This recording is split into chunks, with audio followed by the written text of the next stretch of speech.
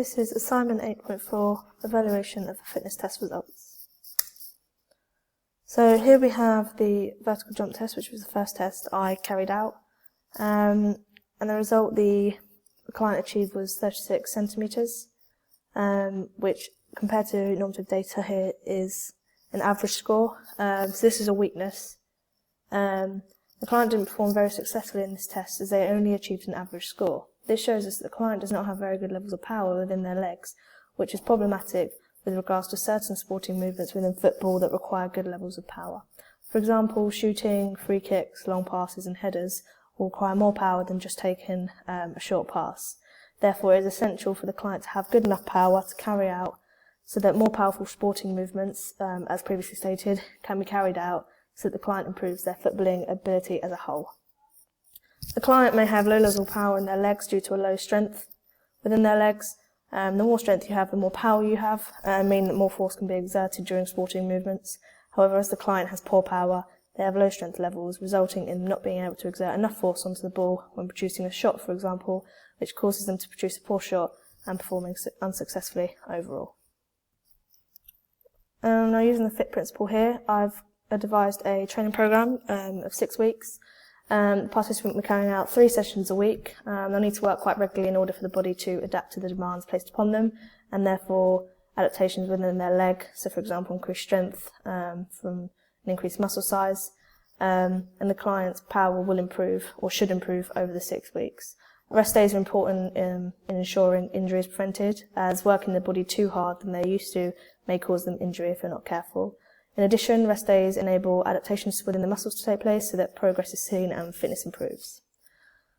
With regards to intensity, I'll be using 85 to 90% of the client's 1 rep max. As we're focusing on power, it's important to use a high intensity when carrying out exercise, as they're not performing for long, and the main focus is working on explosive movements. Therefore, maximal effort is needed in order to withstand the weights. As you're not carrying out an enduring activity, a high intensity can be used as you don't need to be resistant to fatigue for very long. The timing of this will be 10 minutes long. As the client's working on power, the sessions won't need to be very long as maximal effort is being used in each session. Therefore, working the client too hard for too long may make them more prone to injury if too much pressure is placed upon the joints and the muscles. Maximal effort can't be given for long periods of time, so it's important to make the sessions quite short in order to see adaptation taking place. So the type I'm going to use is weight training, so I'm going to do weighted squats. So for the first and second week, we're going to be using 10 kilogram weights, doing 5 reps, 4 sets, and a 1 minute rest in between each set. Weeks 3 and 4, we'll increase the weight to 12 kilograms, carrying out the same reps, sets, and rest. Weeks 5 and 6, we'll be carrying out 14 kilograms with the same reps, sets, and rest. I'm using high weights and low reps as we're working on power, so we need to work on generating short periods of maximum force. The next test is the Cooper test. The result here is 2,640 metres, which from their age is an excellent score, so their strengths are aerobic endurance. The client performed very successfully in this test, which achieved a score more than excellent when comparing to normative data. This shows that the client has an extremely good level of aerobic endurance. This means that the client has a strong heart, as they're able to transport oxygen efficiently to the working muscles for long periods of time without experiencing fatigue too early on during the run. A strong heart means that the wall of the ventricles, specifically the left, are stronger, which results in them being able to pump more blood out of the heart into the working muscles. If more blood is ejected out of the heart, then more oxygen will be transported to the working muscles, for example the legs, meaning they will slide with energy for longer periods of time, enabling them to work for longer without fatigue. This will therefore result in the client being able to run for longer, which results in them being able to gain a long distance by the end of the 12 minutes. Now, although the client has a good level of endurance, there's always room for improvement. So for the frequency, I'm going to carry out sessions 4 times a week. This is because the client has already got good levels of endurance, so maintaining regular training is needed in order to sustain good levels of endurance. If they only trained 1 time a week, then reversibility maker and fitness levels would decline.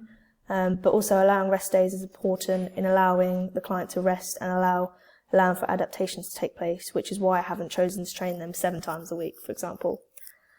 With regards to intensity, here I'll be using 70 to 80% of their max heart rate, and this is because they're quite good at endurance, so they should be working slightly harder than an average person who would probably be using about 60 to 70%. But as they're working on endurance, using ridiculous percentages such as 80% or 90% of their max heart rate would not be useful, as working too hard with endurance running can tire the client too quickly. And then if we move on to time here, I'm going to be doing a 30 minutes session for 2 weeks, 45-minute sessions for 2 weeks, and 1-hour sessions for the last 2 weeks. This is because the client has already got good endurance, so I'm starting them fairly high at 30 minutes of running each session.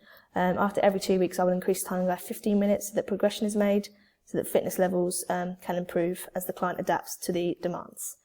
If progression wasn't included, then fitness levels would just plateau and no adaptations would take place, which would mean no improvement would occur when the client is retested.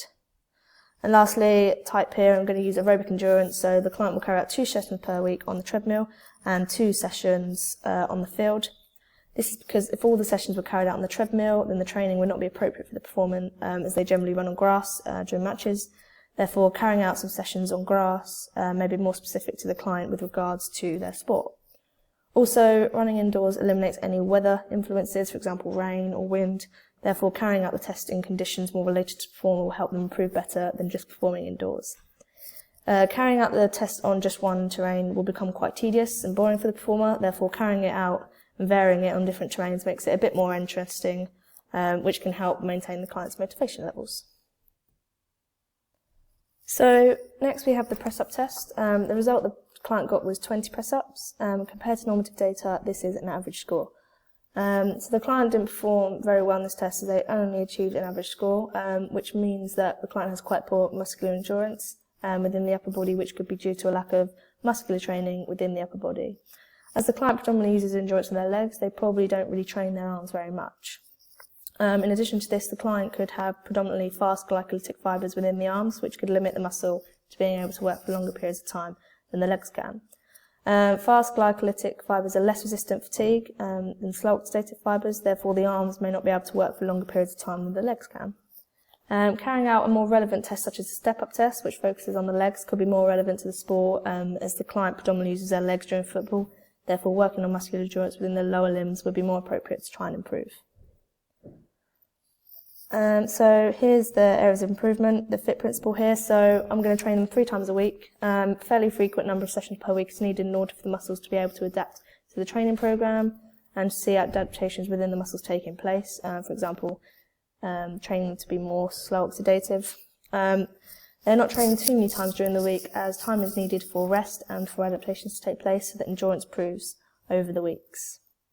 I'm going to be using 65 to 70% of their 1 rep max, as they have to work for long periods of time. This therefore means that as they're carrying out endurance training, it's important for the client to not work as high of their 1 rep max as they're having to work for long periods of time, so a fairly low 1 rep max is needed.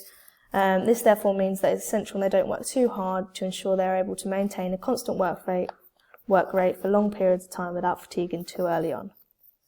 The timing of this will be 30 minutes each session. As we're focusing on endurance, sessions will need to be quite long for the exercises to be enduring enough for the client so that adaptations can take place to improve their muscular endurance. 15 minutes will focus on arms and 15 minutes will focus on legs. So as you can see here, within different weeks I've got different sessions. So with arms, within the first and second week, the arms will be carrying out bicep curls with a 2 kilogram weight using 15 reps, 3 sets with the 2-minute rest in between each set. And the legs will be weighted squats with a 5 kilogram weight, carrying out 15 reps, 3 sets and 2 minutes rest. In weeks 3 and 4, the arms will have the same weight, 2 kilograms, but the reps will increase to 20, sets will remain the same, and the rest time will decrease to 1 minute. And this applies to the legs.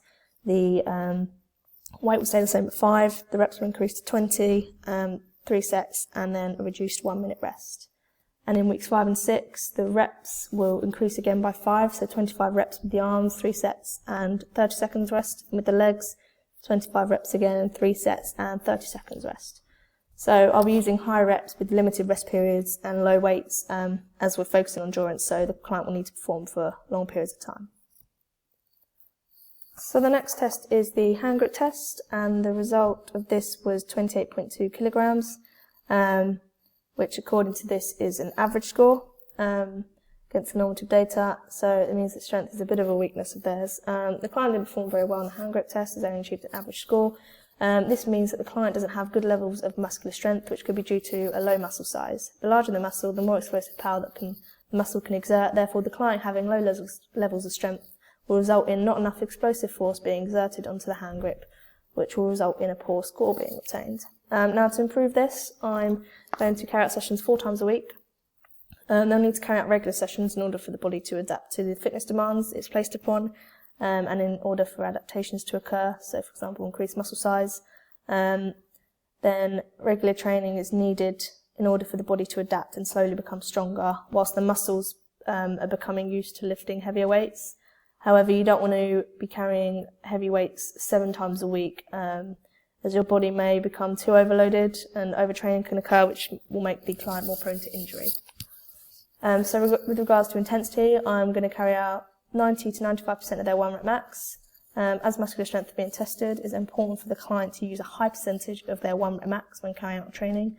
This is because strength is involved in quick explosive movements, therefore using a lot of force and energy within the exercises is needed in order to carry them out effectively and efficiently.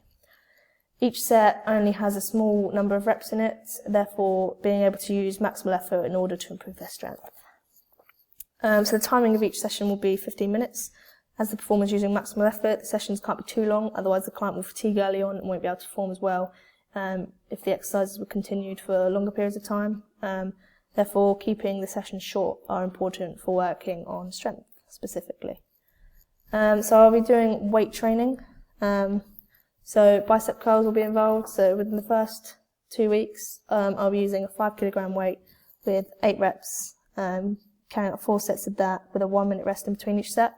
In weeks 3 and 4, I'll be moving the weight up to 7 kilograms with the same reps, sets and rest. And then in weeks 5 and 6, we'll then increase the weight again to 9 kilograms with the same reps, sets and rest.